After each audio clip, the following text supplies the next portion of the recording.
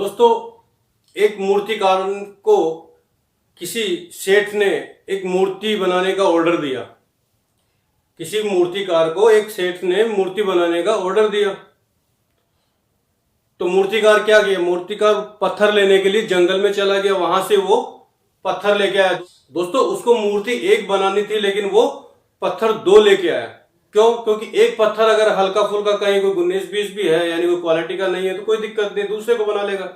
तो वो दो पत्थर लेकर के आता है। दोस्तों, मूर्तिकार जब पत्थर की मूर्ति बनाने के लिए बैठा, मूर्तिकार जब पत्थर की मूर्ति बनाने के लिए बैठा और छीनी और थोड़े से उसके ऊपर वार करने लगा, तो दोस्तों करते करते वार करते करते पत्थर में से आवाज आना शुरू हो गया और पत्थर से आंसू टपकना शुरू हो गया, यानी पानी बहना शुरू हो गया, यानी पत्थर रो पड़ा। वो छेनी और हथौड़े की मार नहीं सहन कर पाया। तो मूर्तिकार ने पूछा कि भाई क्या बात है, कुछ ज्यादा तकलीफ हो रही है? बोले मुझे बहुत ज्यादा तकलीफ हो रही है।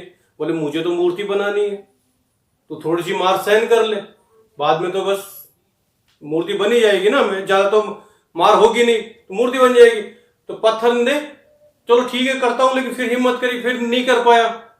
तो फिर आखिरकार वो बहुत ही ज्यादा जोर से रोने लगा और वो उससे पनाह मांगने लग गया कि मुझे छोड़ दो, मुझे बख्श दो, मैं तो जैसा हूं मुझे वैसा ही पत्थर हूं, मुझे पत्थर ही रहने दो।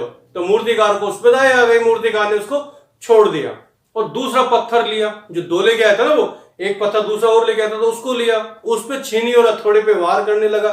करते करते पत्थर से आवाज नहीं आई। हालांकि दर्द क्या उसको नहीं हो रहा था, दर्द तो सभी को होता है। तो पत्थर से आवाज नहीं आई। तो मूर्तिकार ने पूछा क्यों भाई, तेरे दर्द नहीं हो रहा?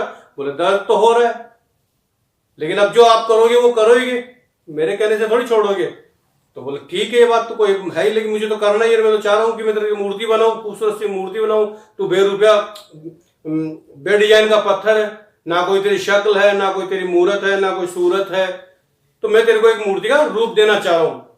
तो छीनी और हथौड़ी की वार करता चला गया, करता चला गया, करता चला गया। दोस्तों, उस कारीगर ने 5 साल तक उस पर छीनी और हथौड़ी का वार किया और पत्थर 5 साल तक उसने वार सहन किए।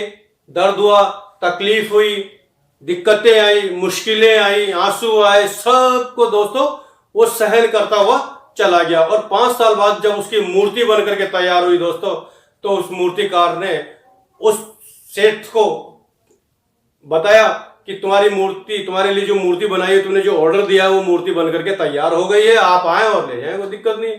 तो वो मूर्तिकार के पास में आते हैं सेठ जी, और सेठ जी मूर्ति देख करके बड़े प्रसन्न होते हैं कि बहुत ही जबरदस्त मूर्ति बनाई है आपने, तो बहुत अच्छी लग रही है। मातेश्वरी की, दुर्गा माता की मूर्ति बनवाई थी उन्होंने, तो बहुत ही खूबसूरत मूर्ति बनाई उन्होंने। तो सेठ जी बड़े खुश हुए और मूर्ति को ले जाने लगे कि चलो ठीक है, मैं मूर्ति ले जाता हूँ। जो पेमेंट था उन्होंने पेमेंट किया, जो पेमेंट बनता था उनका पेमेंट किया, उनको मूर्तिकार को पैसा मिला, मेहनत मजदूरी जो कर रहा था वो मिला। लेकिन पत्थर की जो मूर्त बन करके दोस्तों तैयार हुई थी, दोस्तों उस मूर्त को ले जाकर के उन्हें मंदिर में लगाना था।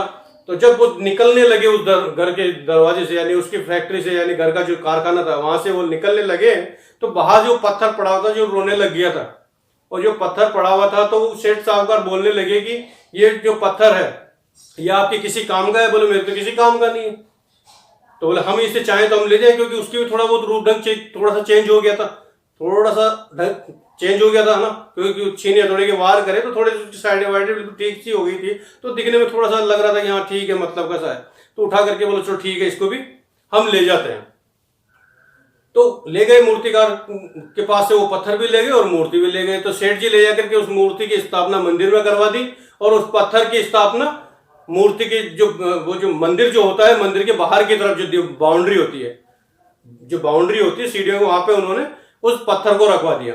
अब जैसे ही मूर्ति की स्थापना होगी, तो वहां पे लोग आने लग गए, श्रद्धालु आने लग गए वहां पे दर्शन करने के लिए, मूर्ति के, मातेश्वरी के दर्शन करने के लिए। अब जो भी आए वो नारियल लेकर के आए, प्रसाद लेकर के आए, अगरबत्ती लेकर के आए, धूप बत्ती लेकर के आए। तो मातेश्वरी की पूजा करे, यानी उस मूर्ति की पूजा करे जो 5 साल तक उसने छीनी हथौड़े के वार से थे, सहन करे थे, उसकी वहां पे पूजा हो रही है मातेश्वरी की। वहां पे फूल मालाएं चढ़ाई जा रही है, प्रसाद का भोग लगाया जा रहा है, मावा मिष्ठान का भोग लगाया जा रहा है, और मातेश्वरी के चरणों में सभी लोग ढोग लगा रहे हैं, अपना सिर झुका रहे हैं, और वो जो पत्थर बाहर जो पड़ा हुआ था उस पत्थर पे आकर के उस नारियल को फोड़ रहे हैं तड़ाक।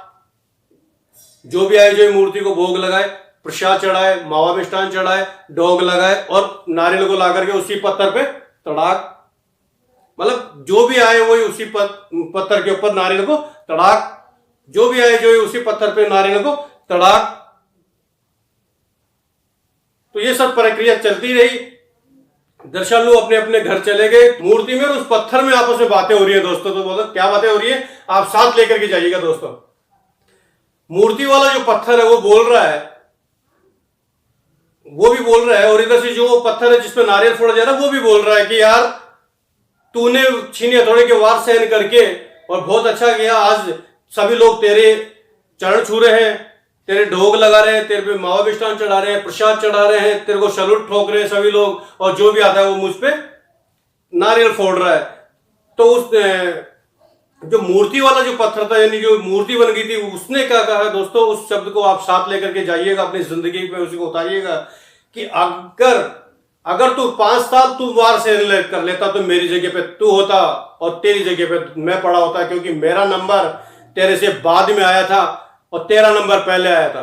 अगर तू 5 साल वार सहन कर लेता तो मेरी जगह पे आज तू होता और तेरी जगह पे मैं होता, क्योंकि मेरा नंबर तेरे बाद में आया था।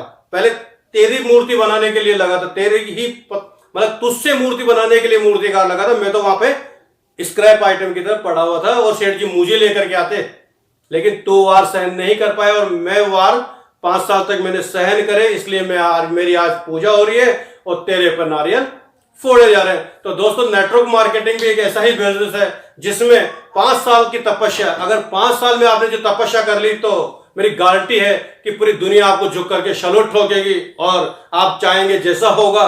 आपसे लोग मिन्नतें मांगेंगे, लोग आपको फॉलो करेंगे, लोग आप पे फूल मालाएं चढ़ाएंगे, फूल मालाएं पहनाएंगे, लोग आपको प्रसाद के भांति अच्छे अच्छे मावा मिष्ठान खिलाएंगे दोस्तों। लोग आपको मतलब एक देवता की तरह पूजेंगे, लोग आपका सम्मान करेंगे, आपका मान करेंगे, सम्मान करेंगे दोस्तों। और अगर जिस किसी व्यक्ति ने 5 साल तक अगर नेटवर्क मार्केटिंग में जो तपस्या नहीं करी, वो उस व्यक्ति को वैसे नारियल दुनिया जैसे फोड़ रही है उसी तरीके से लोग उस पर नारियल फोड़ते जाएंगे, यानी 60 साल तक वो नारियल ही फुड़वाता रहेगा अपने सिर के अंदर, लोगों की वारी उसके ऊपर चलते रहेंगे।